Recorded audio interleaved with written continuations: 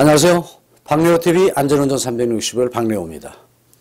이 교통사고는 정녕 예상하지도 않았던 갑작스러운 사고이고, 이 사고는 자신의 순간적인 잘못에 의한 사고도 있습니다만은 어이없게도 상대방의 잘못으로 일어나기도 합니다.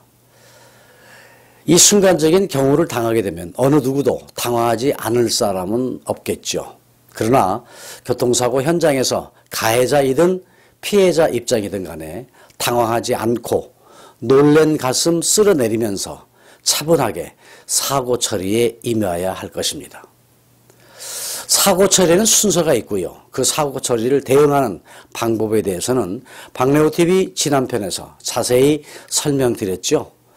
도움이 되셨다고 한다면 좋아요와 구독을 함께 눌러주시면 이 방송 프로그램에 큰 힘이 되겠습니다.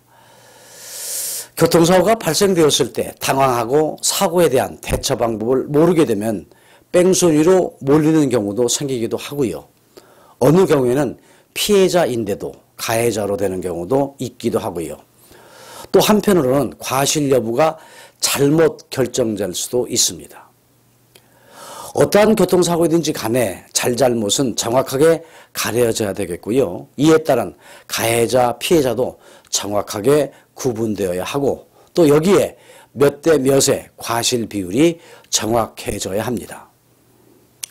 목소리가 크다고 결코 유리해지는 것은 아니기 때문에 물적 증거를 가지고 정확한 사고 원인과 잘잘못이 가려져야 합니다.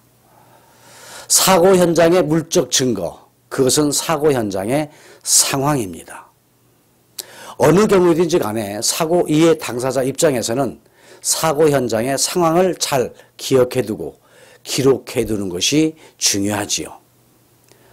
사고 현장의 기억과 기록은 여러 방법이 있습니다. 머릿속에 기억해두는 방법도 있고요. 또는 수첩이나 녹음기를 이용해서 기록하는 방법도 있고, 사진으로 찍어두는 방법들이 있습니다. 각각의 장단점이 있지만은 사고 현장의 상황에 대한 기록은 사진이 제일 유효하다는 말씀을 드리고 싶습니다. 그것은 교통사고 현장의 특성이라고 하는 것은요, 곧바로 변하기 때문입니다. 교통소통을 위해서 사고 차량이 또는 피해 차량이 도로 가장자리로 이동할 때가 있고요. 견인되어 가는 경우도 있고요. 보행자가 다친 경우에는 곧바로 병원에 후송되기 때문에, 또 증거가 될 수 있는 노면에 떨어진 파편물들이 곧 지워지다 보니까 사고 현장이 쉽게 곧 변해버린다는 것입니다.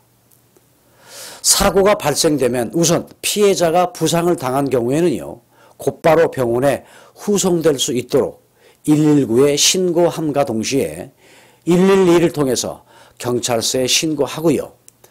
후속 차량에 의한 제2차 사고 예방을 위해서 고장 삼각 표시대를 설치한 다음에 사고 현장 상황을 곧바로 핸드폰을 이용해서 사진을 찍어두는 것입니다.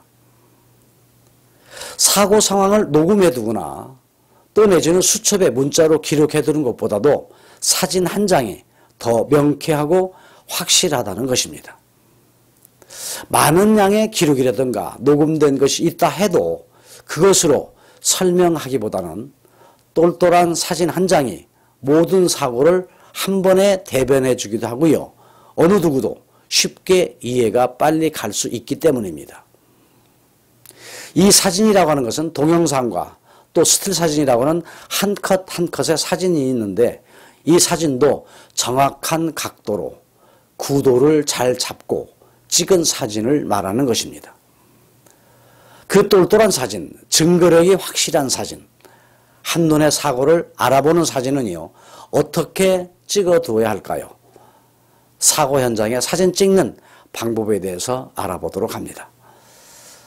사고가 갑작스럽게 발생했다 하면은 일단 차를 세우고 비상등 양쪽 깜빡이를 켜서 위급한 순간임을 주위에 알리고요.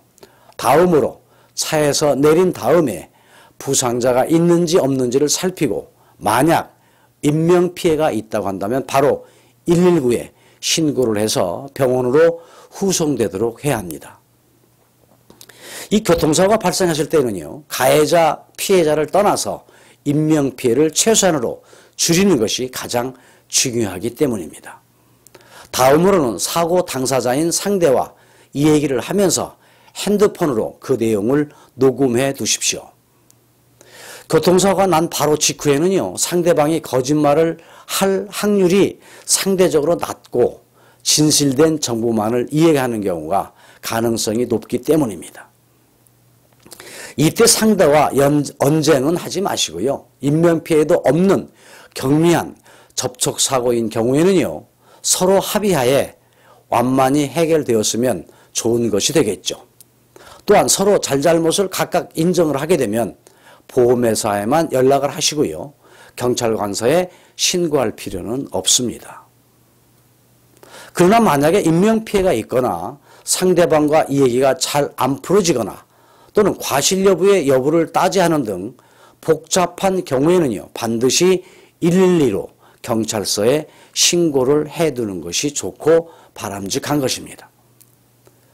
그리고 핸드폰을 이용을 해서 사고 사진 현장으로 찍어두는 것입니다. 이때 주의할 점이 있습니다. 그것은 견인 자동차입니다.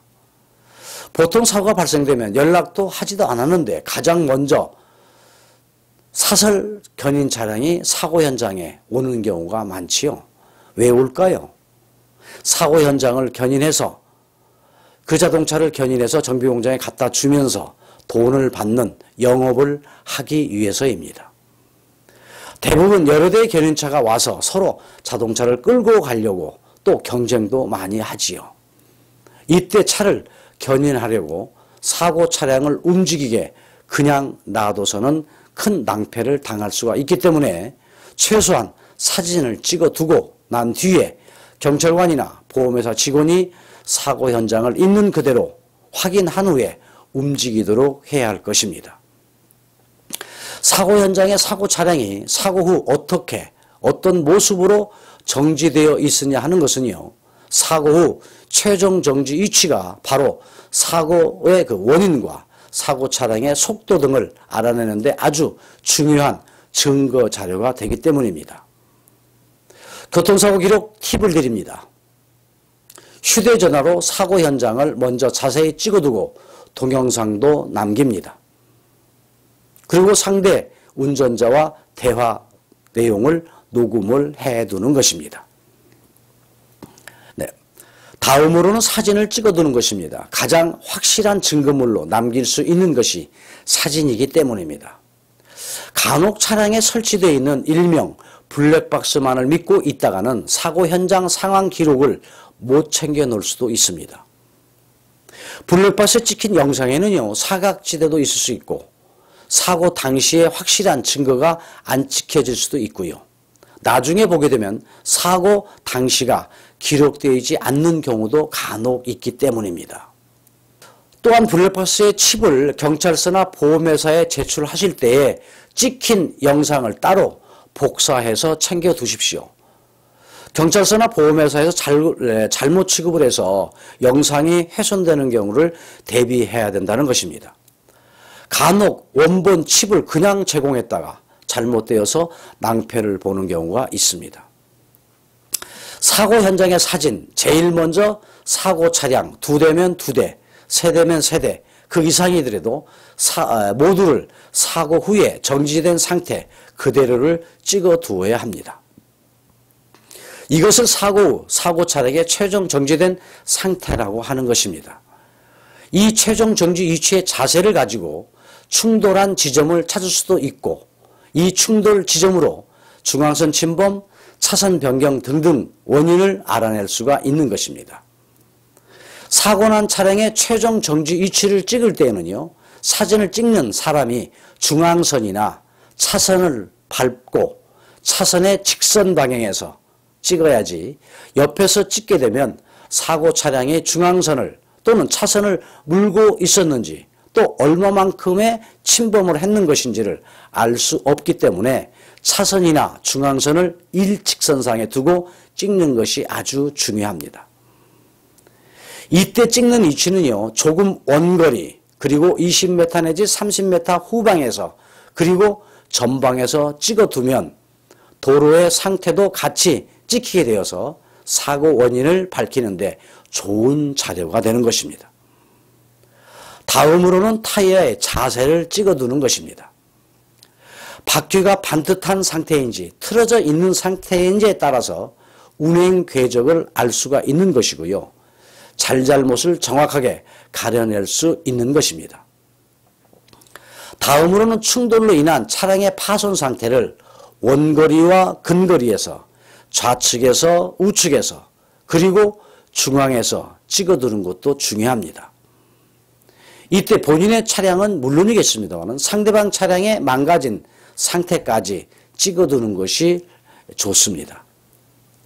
다음으로는 가능하면 아주 원거리에서 도로 전체가 보이도록 조금 지대가 높은 곳에서 사고 현장을 찍어두면 두말할 없이 더 좋을 것입니다. 다음으로는 길 가장자리나 정비공장으로 사고난 차량들이 이동할 경우에는요. 사고 차량이 정지되어 있는 위치를 노면에 표시해 두는 것이 좋습니다. 그 방법으로는 앞 타이어의 좌측과 우측, 뒷 타이어의 좌우측의 위치를 스프레이 페인트를 이용을 해서 도면에 표시해 두는 것이 좋습니다. 이렇게 해두면 차량은 이동이 되었지만 차의 위치를 다시 확인할 수가 있어서 정확한 사고 원인과 잘잘못을 밝힐 수가 있는 것입니다. 어쩌면 자동차 뒷트렁크에 스프레이용 페인트 하나 정도 실려 있는 것이 좋지 않을까요? 사고 현장의 사진, 원거리와 근거리에서 찍어두십시오. 차선의 일직선상에서 앞에서 뒤에서 찍어두십시오. 각 차량의 망가진 상태의 사진은 상대 차량도 같이 찍어둡니다. 노면의 타이어 위치를 스프레이 페인트로 표시하고 차량이 이동된 후에 노면의 이 표시를 카메라로 찍어둡니다. 자동차 사고 예상치도 않는 가운데 발생되고 있습니다. 자동차 사고 현장에서 당황만 한다거나 지인에게 연락만 한다고 될 일은 아닙니다. 사고 현장 사진을 정확하게 찍어두어서 억울함이 없는 사고조사로 사고 원인이 정확하게 밝혀지도록 해야 할 것입니다. 사고 현장의 사진 하나 그 자체가 사고 자체의 억울함을 해결할 수 있는 것입니다. 사진은 중요한 물적 증거가 되는 것이죠. 박래호TV 안전운전 360일 오늘은 사고 현장 사진 한 장의 중요성에 대해서 사고 현장의 사진을 찍는 방법에 대해서 알아봤습니다. 시청자 여러분 많은 참고가 되었으면 합니다.